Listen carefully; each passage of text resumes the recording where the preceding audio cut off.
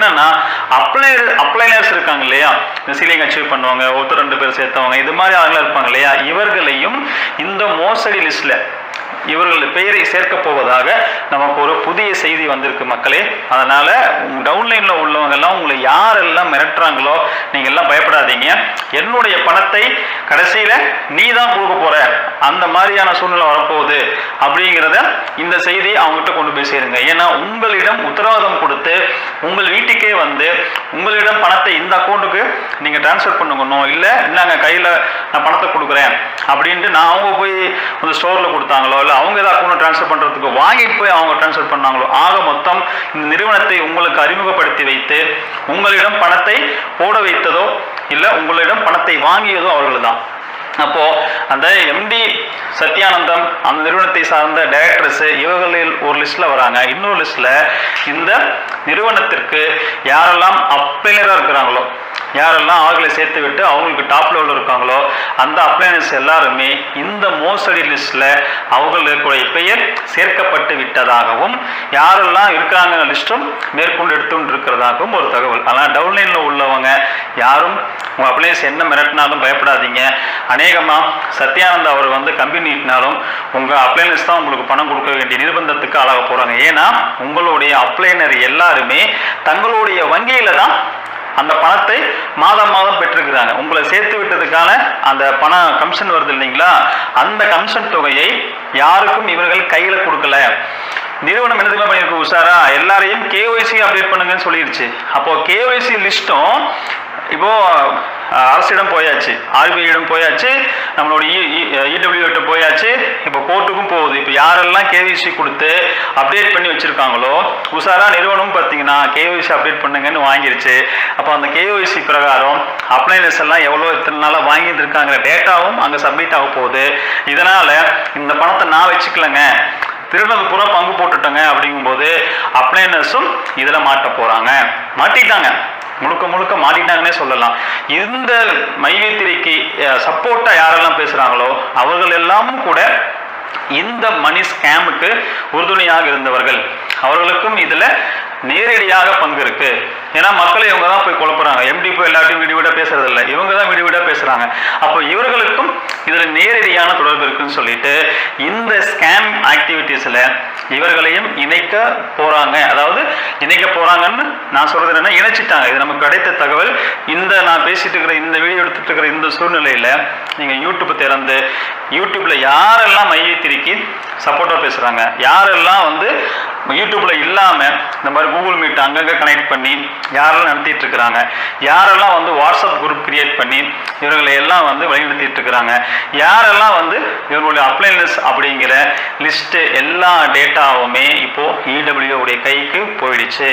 ஏன்னா இவர்கள் பணம் பெற்றதற்கு உண்டான பக்கா ப்ரூஃப் இப்போ வந்து KYC அப்டேட் பண்ணிட்டதுக்கு அப்புறம் கிளியர் ஆயிடுச்சு. முதல்லையாவது KYC அப்டேட் பண்ணாமல் இருந்தாங்க, அப்போ தெரியாது, டேட்டாஸ் எல்லாம் கூட மிஸ் ஆகும். இப்போ KYC அப்டேட் பண்ணி இன்னா இருக்கு, நான் மாதம் மாதம் இவ்வளோ கமிஷன் கொடுத்தேன், இவ்வளோ விட்ரா கொடுத்தேன், இவ்வளோ அவங்க ரிட்டர்ன்ஸ் வாங்கியிருக்காங்க, அப்போ நான் மக்கள்கிட்ட வசூல் பண்ண பணத்தில் ப்ராடக்ட் தயாரிக்கிறதுக்கு நான் இவ்வளோ போச்சு, எனக்கு டிரான்ஸ்போர்ட்டுக்கு இவ்வளோ போச்சு, நான் அங்கங்கே வந்து ஹப்பு வாடகைக்கு எடுத்தேன் அதுக்கு இவ்வளோ போச்சு, மற்ற ஸ்டாஃப்லாம் போட்டு நான் வந்து மெயின்டைன் பண்ணேன் அதுக்கு இவ்வளோ போச்சு, மெயின்டெனன்ஸ்க்கு எவ்வளோ போச்சு, பந்த தொகையில் மாதம் மாதம் மக்களுக்கு பிரித்து கொடுத்ததில்ல, இன்கம்மா நான் சொன்ன பிறகு பிரித்து கொடுத்தது எவ்வளோ போச்சு, கமிஷனாக கொடுத்தது உங்களை சேர்த்துட்டு 200 அவங்களுக்கு வருது இல்லையா, அவன் வந்து சீலிங் அச்சீவ் பண்ண 1400 ஆச்சு இல்லையா, அப்புறம் 6000 அதுக்கு வாங்குறாங்க இல்லையா, எல்லாமே அக்கௌண்ட்டில் ட்ரான்ஸ்ஃபர் ஆயிருக்கு, எங்கேயுமே கையில் கொடுக்காததுனால அதுவும் KYC அப்டேட் பண்ணி இப்போ பக்கா சேனலைஸ் பண்ணிட்டாங்க. இவர்களுடைய எல்லா பெயருமே வரப்போகுது. உங்களுக்கு எல்லாம் ஒருத்தர் பேர் சேர்த்துருந்தா அந்த ஒருத்தர் மூலியமா நீங்கள் எவ்வளோ வாங்கியிருக்கீங்களோ அதையெல்லாம் நீங்கள் அவருக்கு கொடுக்க வேண்டிய நிர்பந்தம் வந்துருச்சு.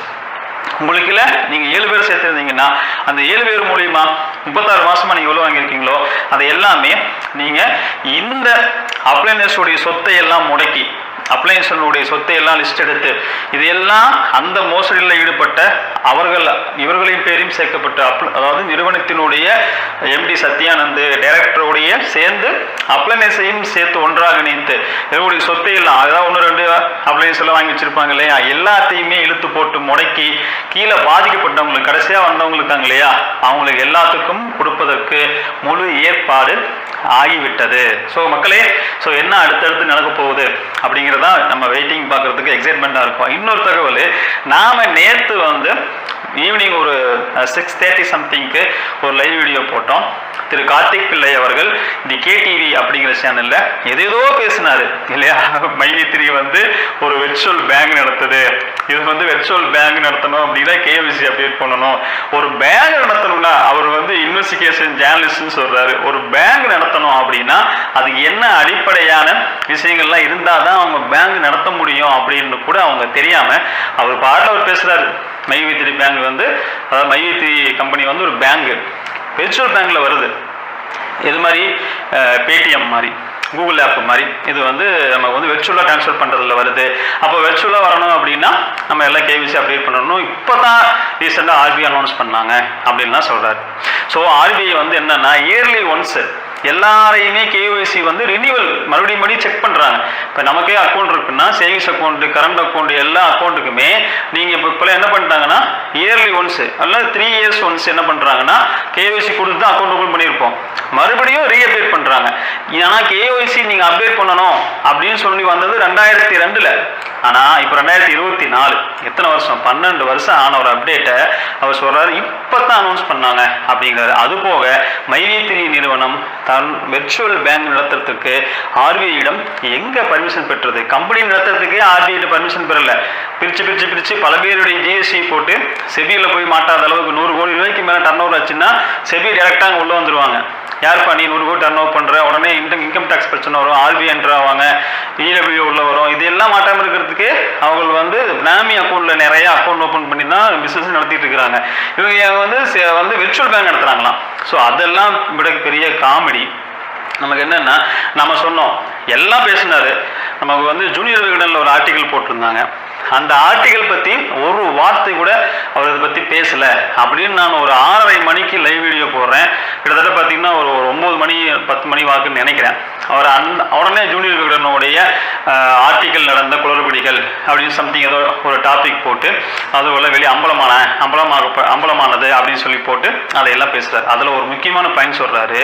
நீங்கள் டிஎஸ்பி ஆஃபீஸுக்கு போனீங்கன்னா, அதாவது மாவட்டத்தினுடைய காவல் கண்காணிப்பு அலுவலகத்துக்கு போனீங்கன்னா கீழே வந்து ப்ரெஸ் ஆஃபீஸ்ன்னு சொல்லி இருக்குமாமா. நீங்கள் அங்கே போய் கேஸ் கொடுத்தா அவங்க உடனே நீங்கள் மேலே கம்ப்ளைண்ட் கொடுத்துருக்குறேங்க, இது உடனே ப்ரெஸ்ஸில் போடுங்கன்னு சொல்லி கொடுத்தா எடுத்துக்க மாட்டாங்களாம். ஒரு கவர் கொடுத்தா தான் அதை எடுத்துக்குவாங்களாம். அப்போது நானும் அந்த துறையில் தான் இருக்கிறேன்னு அவர் சொல்கிறாரு. நானும் வந்து ஒரு ஜேர்னலிஸ்ட்டு தான், எனக்கு அது தெரியும் அப்படிங்கிறார். அப்போது ஒரு கவர் வாங்கிட்டு நம்மளுடைய